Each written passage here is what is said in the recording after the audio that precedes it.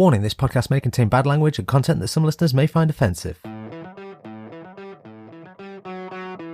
Welcome, one and all, to Dice Heads, your one-stop podcast and media centre for all things dice and tabletop gaming.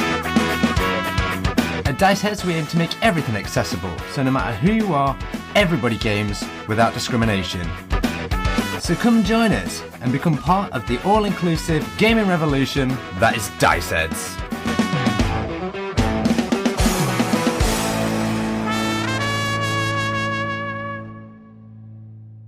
Hello and welcome back to the very final episode of Dungeon Daddy's Disciples, where we literally wrap up the rap party, eat the rest of the pizza, and chat about just how well this one-shot went, what could have been better, and what might be coming in the future, and who might be involved. And we've even got a few more outtakes for you as well. So stay tuned, we're going to jump right in. Welcome everyone to this exclusive one-shot, the Dungeon Daddy's Disciples. Kicking off the Dice Head Revolution, T and Cleaves of the Seesaw Podcast. Chad Michael Bouten of Hindsight is 20/200. And your DM Richard from Knights of the Braille. Over the course of the series, join Brago, MP, and Grog as they find themselves in an eerie seaside town with no way to get home. Do they have the strength to overcome the trials that the Dungeon Daddy has in store? Let the dice decide. Grog had some pretty unlucky stuff going on.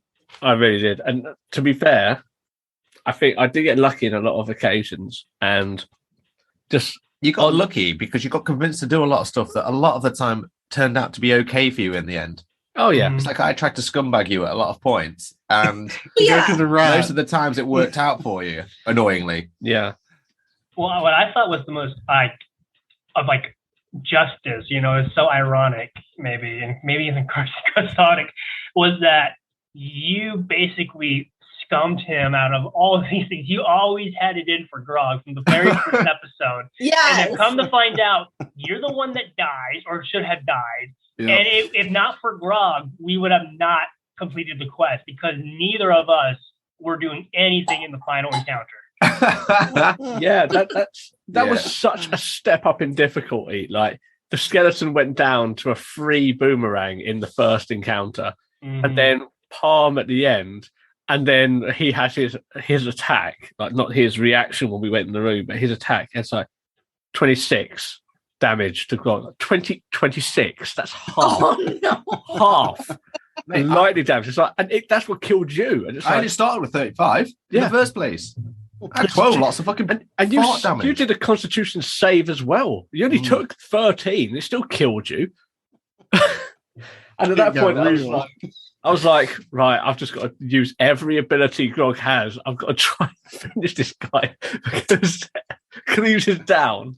I don't think Chad had nearly as many hit points as me with my. No, I was nearing death at that point. I was very low on health, and of course, I had the unfortunate, the dice were not in my favor for that one shot. I did not get a lot of good rolls, so I was never going to help in that battle. You were at least firing arrows. I don't think I even attacked. You got slapped. In the second episode, you already wanted to kill Grog. So, you're like, can Grog die yet? Can Grog die now? I want to ask, did anybody else think of the Terrence and Phillip movie Asses of Fire whenever Grog got the gas? He went home and had craft dinner. I just remember the episode where can we even say his name? The former dictator of Iraq. Saddam. Yeah, I'll say it. I don't know. I don't know what YouTube allows us to say anymore. Like when it comes to dictators, but the one where he takes over Canada and they literally use their farts as chemical warfare to run him out. That's what I envisioned with Grog. Is he literally had chemical warfare with his farts? A lot of hijinks. So many hijinks. It was fun though, because it was like the perfect mix of, drama / kind of horror with comedy. And I think, the thing with like horror that people sometimes forget is a lot of good horror and scary movies also do have a lot of good humor and a lot of good comedy. So I thought that the mix of like our horror aesthetic with the comedy was, a really good match for the one shot. Yeah, it was really well done. And I loved Brago, how kind your heart was. You always wanted to like help people, at least in the episodes I saw. I don't know if your attitude changed or not, but you wanted to go and help Grog, and you're trying to get him out of the window with the tanker, like I was gone. Anything that happened, we're like, but no, we have to help this person, There is only like one part in the one shot where I finally get fed up with Grog, and that is near the very end of the one shot, and you will see why both MP and Brago get fed up with Grog near the end of the one shot. Aww. Is that before or after you decide to drink that soul jar? Way before you conned me into drinking the soul jar. Yeah. Again, striking again with your persuasion. Yeah, you did nothing. Like as far as attack, you did nothing but try and dick us over. Yeah, that's all you did. You were dick the entire one shot, convincing us to do things that you shouldn't do. Then when it came to battle, you were either hiding or you were throwing daggers ineffectively from the distance and then dying. Perfect rogue. I mean, no. I'm about to say perfect con man, right? Yeah. Yeah, I think in the long run, I helped you. Both, maybe. Well, you made them stronger. Well, yeah. Well, you did make Grog stronger. That is true. You did give him some abilities. I'm pretty sure you got an ability as well, didn't it? But it cost you psychic damage to use. I didn't want to use it because it's going to kill me. Yeah. You take the good, you take the bad. Exactly. You helped Grog out and you got him wings. You made him, want to play hide and seek. Oh, Chad, you know that bit that you were on about where he was just getting annoyed with Grog? Was it at the end of the hide and seek bit where you were like, fuck's sake, let's just go? Yeah, it was when, because, T did a great job really sticking to the hide and seek, when he was afflicted with that. He really did a great job, and he really made it fun for the one shot when it comes to that, when people are listening. And I hope they catch that way with his performance. And it was so good to the point where I'm just like, can this fucking hide and seek thing go away already? Yeah. What wasn't it like? Go ahead, Kimberly. I said I can't wait, you guys, to get to that point. It just had so many. I had to really concentrate on that to make sure I was sticking to it, even down to the whole getting persuaded to go left where there's 3 directions and going there and being like, I'm going fucking right because I'm still hiding from these guys. You said you've gone left. Why am I going to do that? Me. Yep. Rebel. Yeah. There you go. Your commitment to everything you were given, and my God, there's so many things you had to adjust to in the one shot just with Grog as a character alone. You really did a phenomenal performance, G. Yeah, I like all the voices too. Yeah, Richard, like with your, you did really well, like giving the dread with the characters and stuff like that, and putting up the spooky shit in there, and I really like that. Yeah, I appreciate it. Yeah, he really set the mood. And that's the job of a game master, is to set the mood and let y'all tell the story.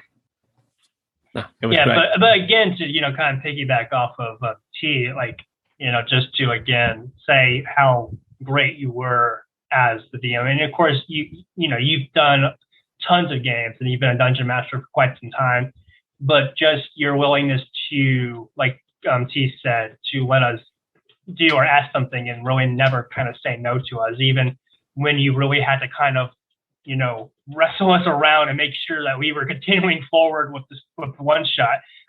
You just did a really great job of handling us and making it a very fun experience for all of us. And like you said, your big thing that you like to do is make sure everybody is having fun, and you overachieve that for sure with the one shot.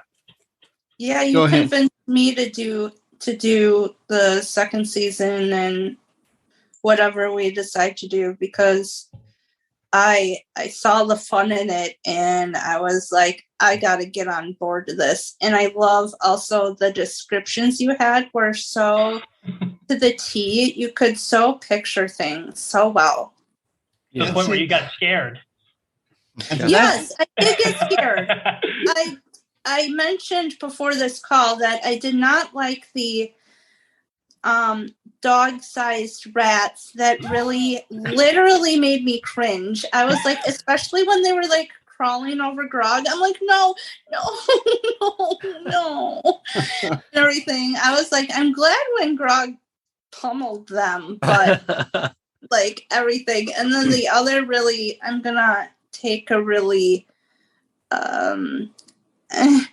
I'm going to like say this even though I know that it's going to be held against me, but another really graphic part that I didn't like was the eye socket with the zombie or whatever with it, like the stake going to the eye socket. I'm like, oh, you gross, no. And it's like I tell, other people, I don't think I do a good job at descriptions, but, we are always our own worst critic. It's like I think I could do better, or maybe sometimes I go overboard. So, it's one of the areas where I think I fall down. But, according to y'all, I'm not. So, I definitely appreciate it. No, you got Kimberly cringing and wanting to throw up with some of the descriptions. So you're doing a good job. Well, I started to make vampire rats, but I thought, that may be a little overboard right here. Oh, yeah. I don't like rodents. I just don't like rodents, just for the realistic aspect that you can get rabies from them and the creepy crawly aspect. Yeah, that get the heebie-jeebies.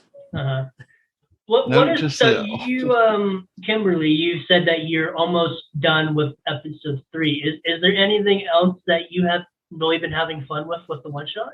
Let's see. I think I mentioned everything, but I really like how the storyline's going. I love how MP just like convinces you guys to kind of go into the cave. I like the thoughts that everyone's going through, like, I can't trust this person, blah, blah, blah. Yeah. I like how MP is like all twitchy and paranoid and shit. Like, and I love how Brago's like, I'm a big barbarian. I can do stuff. I laughed when Cleaves was like, can we have the window closed on his belly? Like, stuff like that. So things that you guys came up with on the fly were really funny. So, and I just loved being a part of it. I tried to stay to the script as much as I could, especially, but some of the things aren't grammatically correct as far as like y'all and gotta and stuff. But and what's wrong with these words? Yeah, that's not Southern drawl, y'all. Yeah. So it was. I try my best. I still am learning, but I tried to do what I could with what I got. It was a little difficult when everyone's talking at once.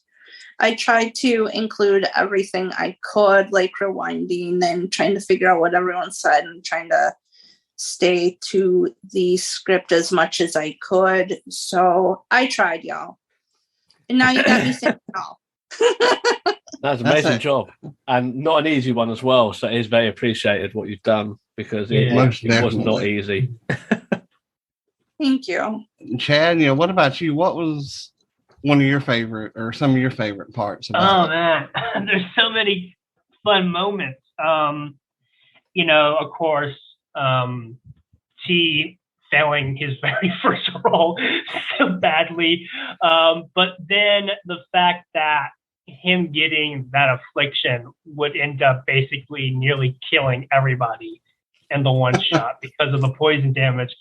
That is just so funny. And I thought it was genius of you as the DM to continue to incorporate that There's some other parts, depending on how far people are along in the one shot, where the farts continue and they come back with a very bad vengeance for MP. Of course, I absolutely, as much as it was frustrating, just in terms of, in the moment acting as our characters, the hide and seek was hilarious. I mean, I think both Cleaves and I can agree that was absolutely hilarious. Just him being and Tony being so committed to the idea of hide and seek, to the point where he was convinced that he needed to go left. He's like, well, no, I'm going to go right, because if they're telling me to go left, that's the last place I want to go. They'll find me there, so I'm going to go right and hide from them even more. It's just on the fly stuff like that. That was really, really funny. Oh, Chad, how about when we got stuck at that door? Fuck me. yeah. You were. He lets out a massive fart, if I'm remembering correctly. You literally get to the point where you're discombobulated, where you're basically dazed. So you fail your prayer check so badly, and then I'm able to succeed, and then we're able to continue on further into Harris Cave. But I also enjoyed very much how, very true to his rogue nature, MP always did his best to dick over both Brago and Grog. I liked how you were like, I'm not going into this cave. I'm going to convince the stupid person to go in first, and it worked. Yep. And then I'm at the part where you're trying to convince Brago to go in. Mm-hmm. And I'm pretty sure this will be for T, but of course there's one word that will be synonymous for the rest of our one shots going forward. Could it be boomerang? It's boomerang. Yeah. Probably the most iconic moment of the entire one shot. Yeah. Yeah. You were very into that. I wasted so many opportunities where I could have just done a lot of damage just to fuck around with a boomerang. And I loved it because it was just so funny. You got stuck true to your character. Well, the epic fail at the very end of the campaign, where you try and take out all of the soul jars, and you just completely just flunder on that so pathetically. Bad roll again. That was a bad roll, and I've wrecked my boomerang right at the end. So devastated.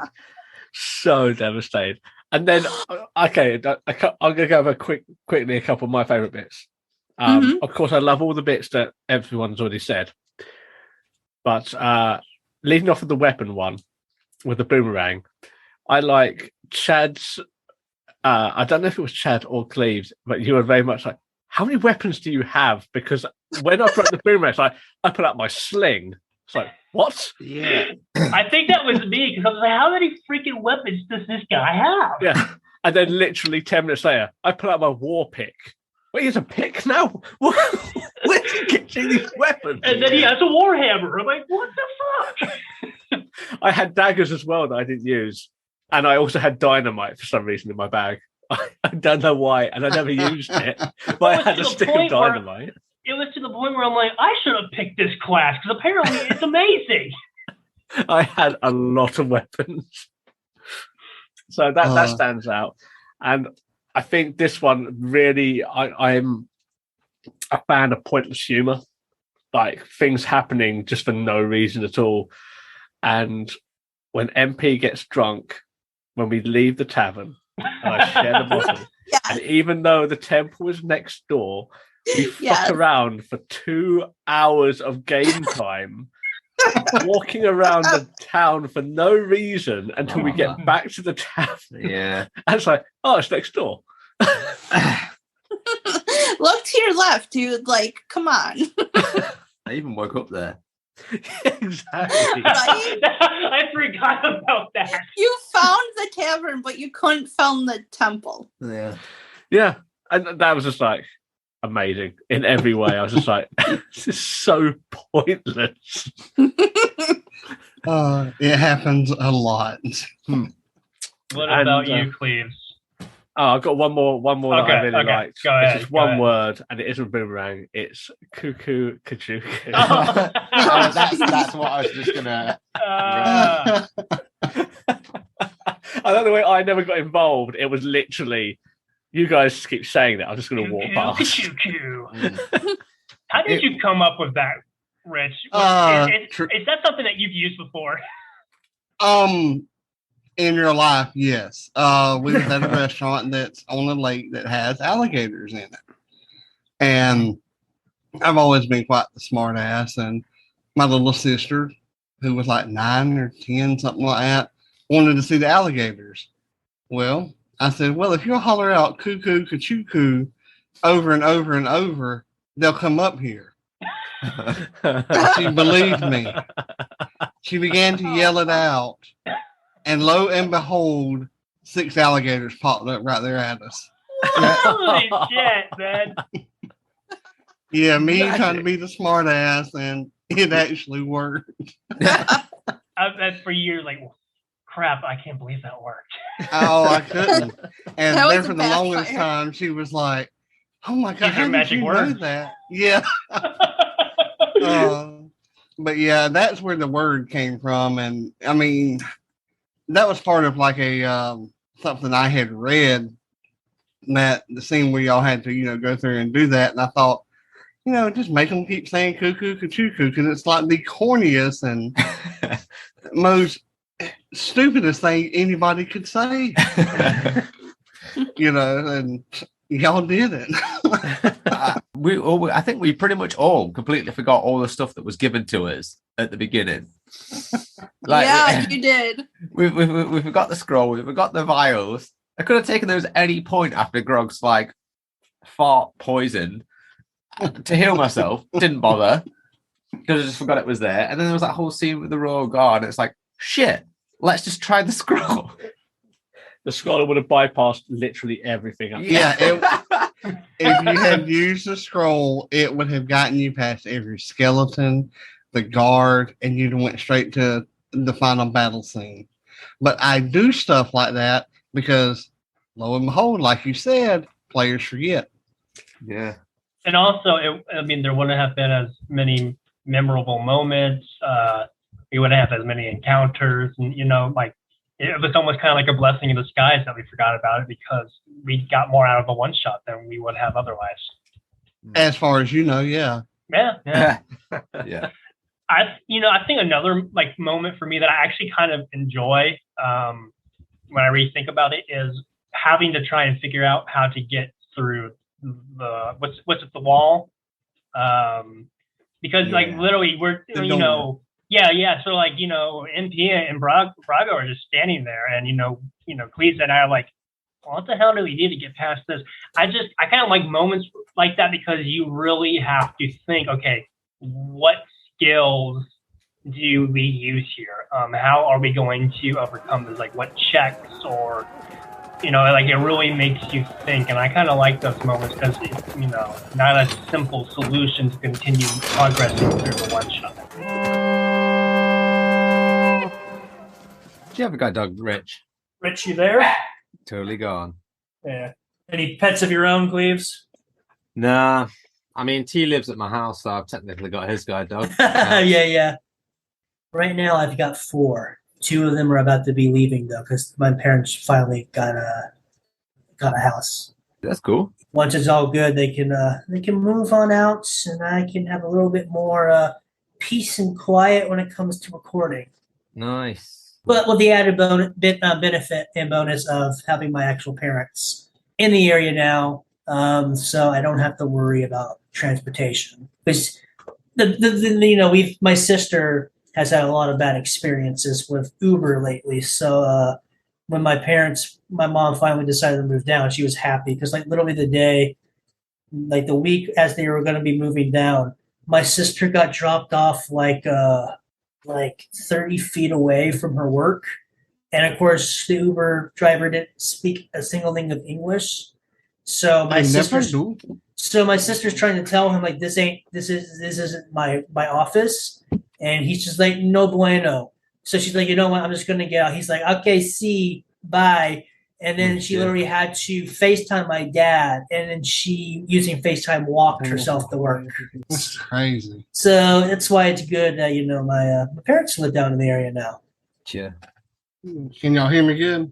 Yeah. Back, boys. Cleaves was trying to ask you if you have any pets, Rich.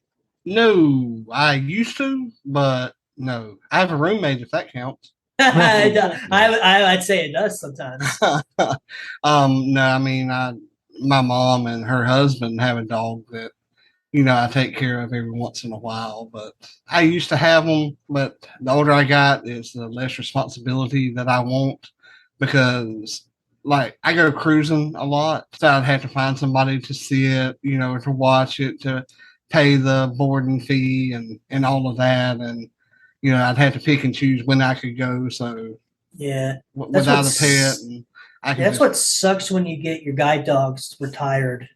Yeah. Because then they lose all of their rights.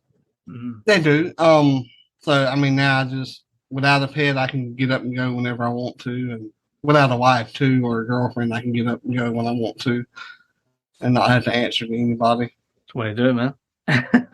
I'm telling you. I'm blind. I ain't stupid.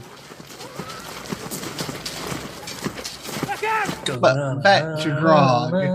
You see no one in here, but yet you see a dog barking. The skeletons, there's more of them. Yeah. You hear cries of pain from jars that have black pulsating lights in them. Oh, Rich, we'll do that again in a second, mate, when the dog's not barking, because that's going to be uneditable. It's all cool. Okay, we're good. You mean wait, Chad comes back? I'm sorry. I just, I don't want to make your editing miserable. That's good. Where do you want me to start next? Of course, the fucking Yorkie piece of shit dog. Okay, go for it.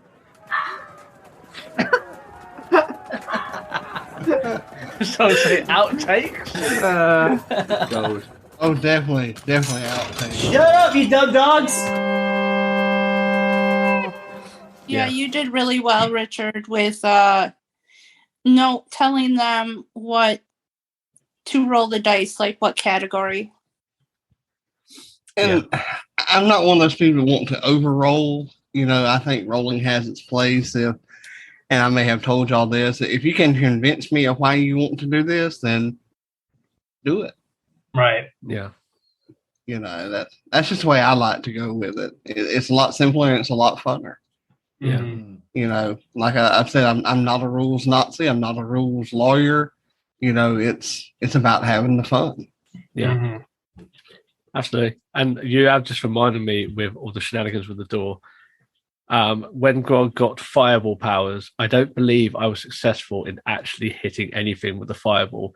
Even in the final battle, where Palm laughed in my face after I hit him, and I went, "Okay, fireball, motherfucker!" And even though I was right in front of him, I missed. It was like a 3. I rolled a 3. It's like you miss. It's like how? How did I miss?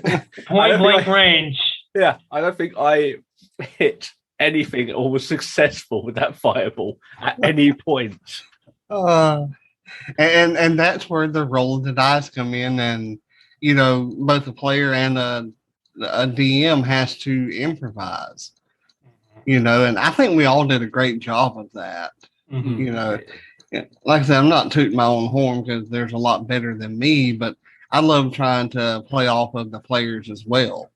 And I think we all did a really good job of that. Mm-hmm. Yeah, absolutely. Yeah, definitely. I've only played like maybe 1-2 one-shots before this, so I'm nowhere, experienced.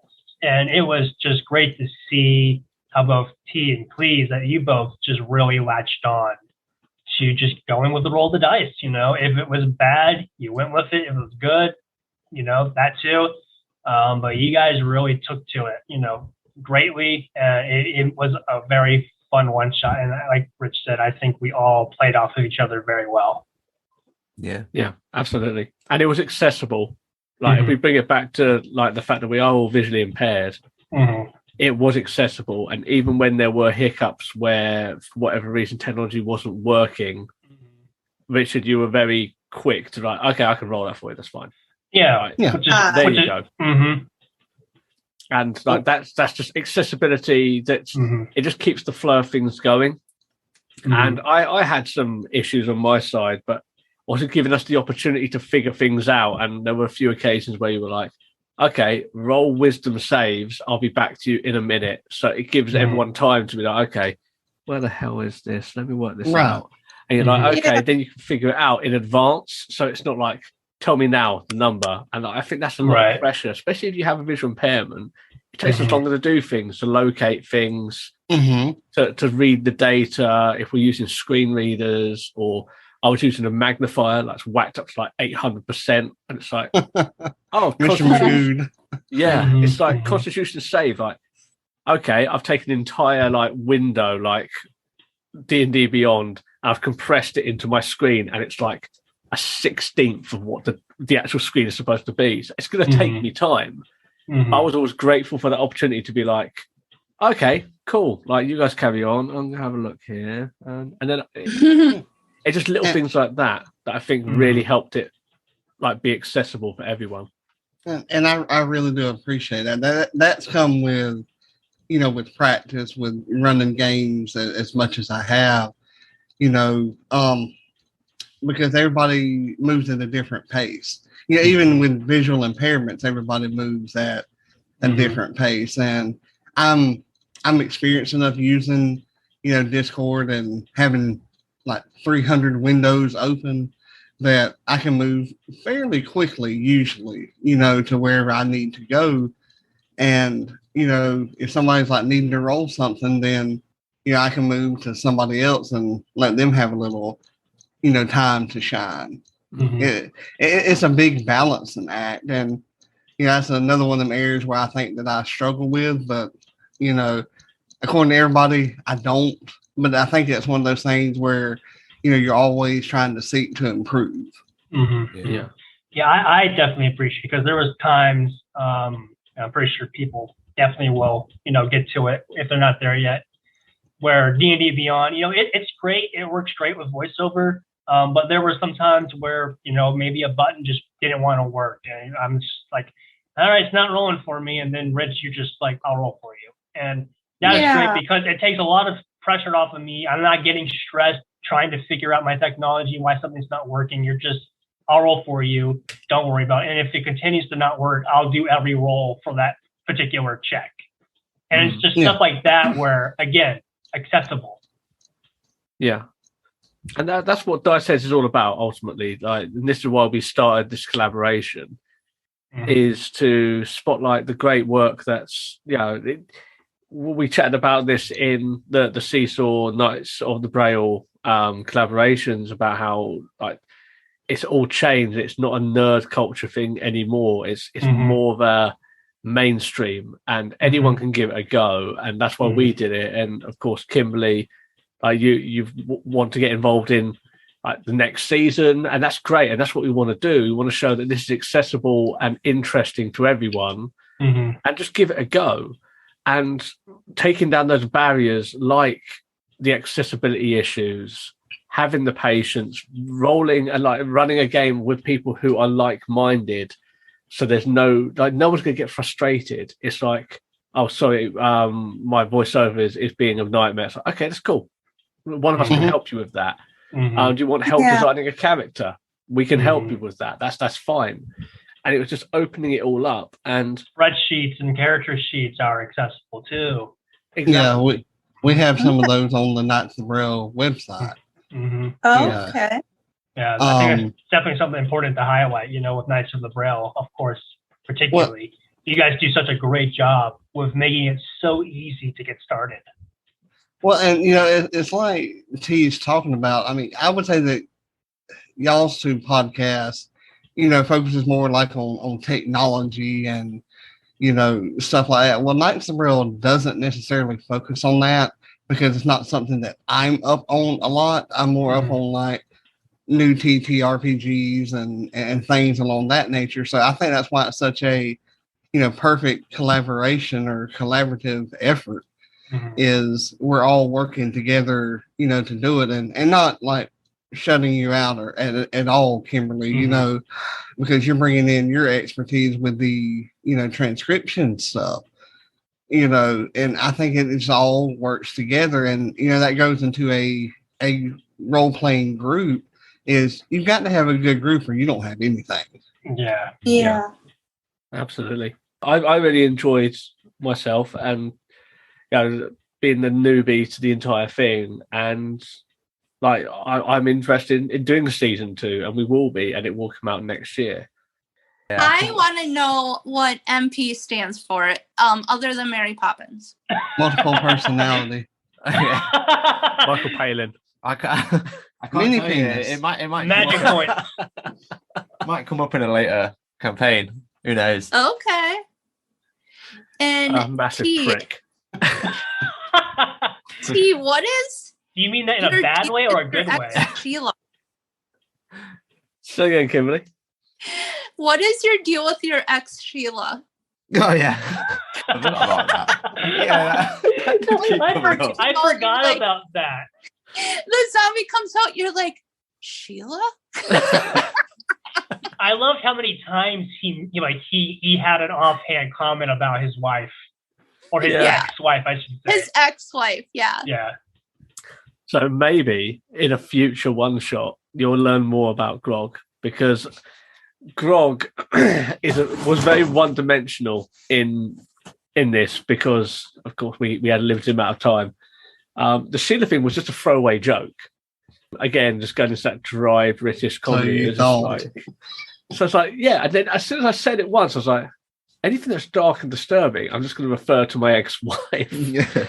But that's built into the lore of Grog now, and we'll find out more about Grog, because I think there's a lot more to all the characters in the one shot.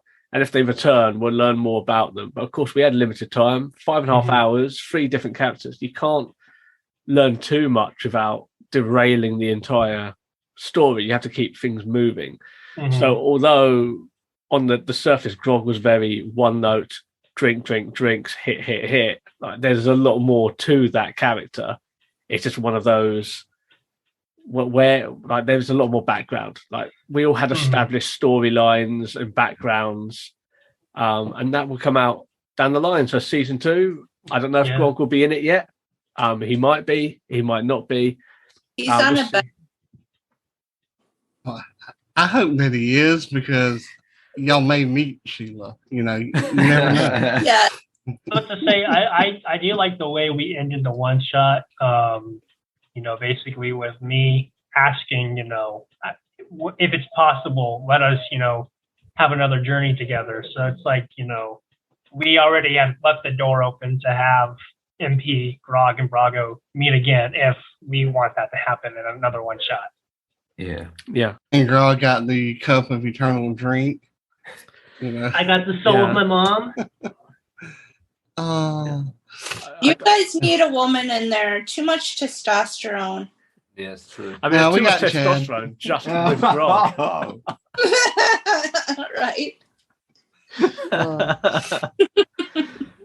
But it was amazing. I'm just conscious of time for this this special edition one. But any final thoughts? I mean, are we going to tease season 2 now, or what do we think? Oh, it's coming.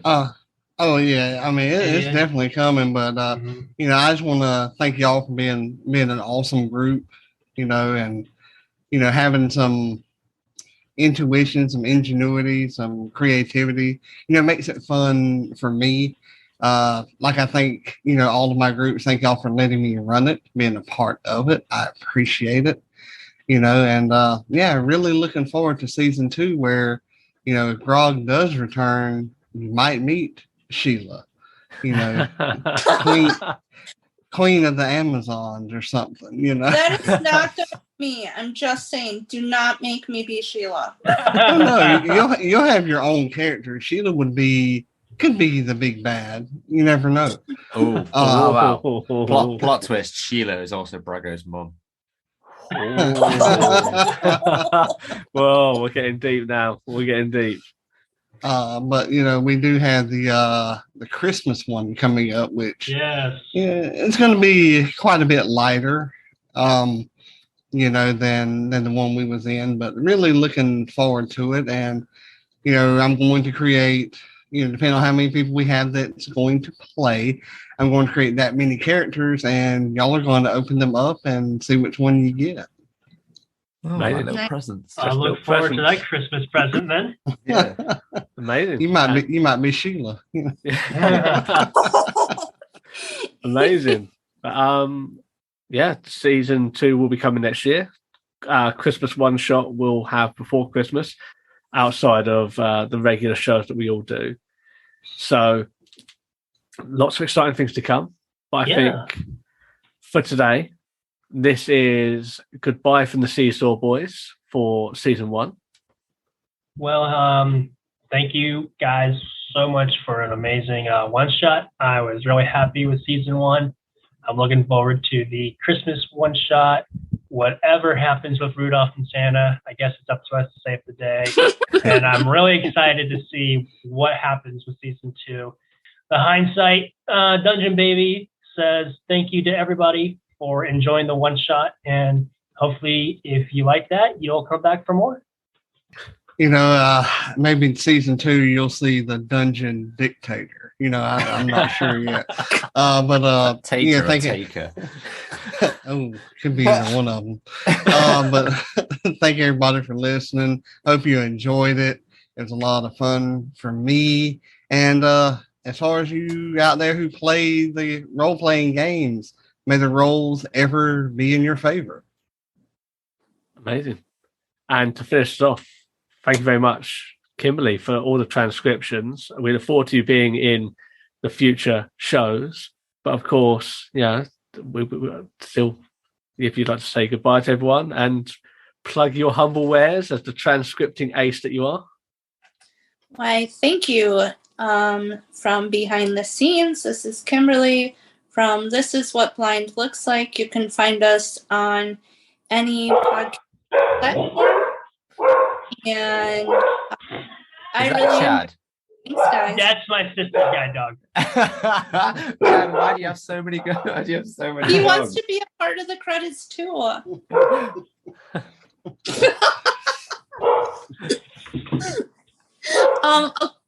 You said do it again.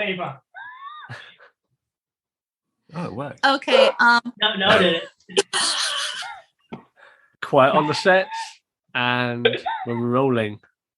From behind the scenes, this is Kimberly from This Is What Blind Looks Like. You can find us on any platform, and I enjoyed listening to the show.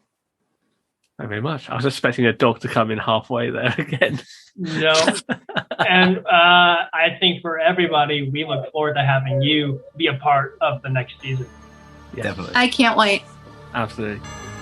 Well, Dice Heads, we'll see you all later. Roll out!